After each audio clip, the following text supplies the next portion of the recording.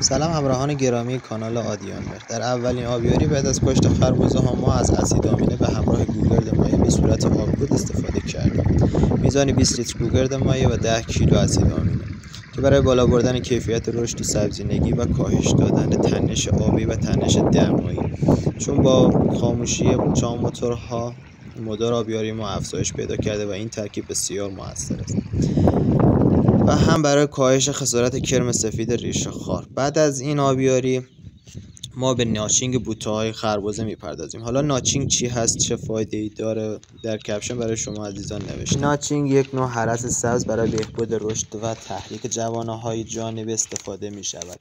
این روش بیشتر در درختانی که رشد مناسبی ندارند به کار گرفته میشد، اما ما برای ایجاد یک بوته قوی دارای چند تای یا شاخه استفاده می‌کنیم. همچنین با ناچینگ شاخه‌های ضعیف را حذف می‌کنیم چون محصول بی‌کیفیت می‌دهند.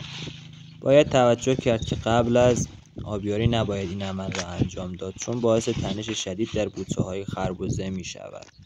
بلافاصله بعد از اتمام ناچینگ با یک محلول اسید آمینه به همراه جلبک دریایی و قارچ کش سمپاشی کرده که بوته‌های خربزه باعث بیماری از ماهی بلش نشوند. همینطور که در ویدیو می‌بینید با حذف شاخه اصلی رو به بالا که قطور هم هست می‌پردازیم. این عمل را ناچینگ گفته می‌شود.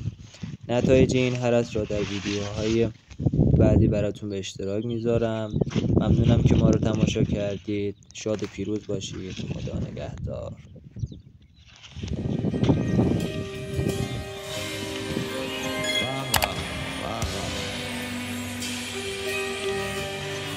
اینو آهنگ سمیه نیست، سمیه خدایی،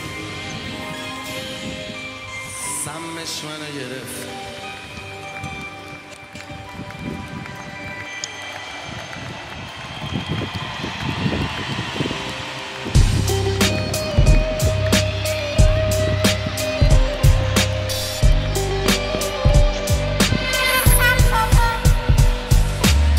سلیقم دقیقاً شبیه قبل تو بود، حالا احساس میکنم قریبم شدیداً.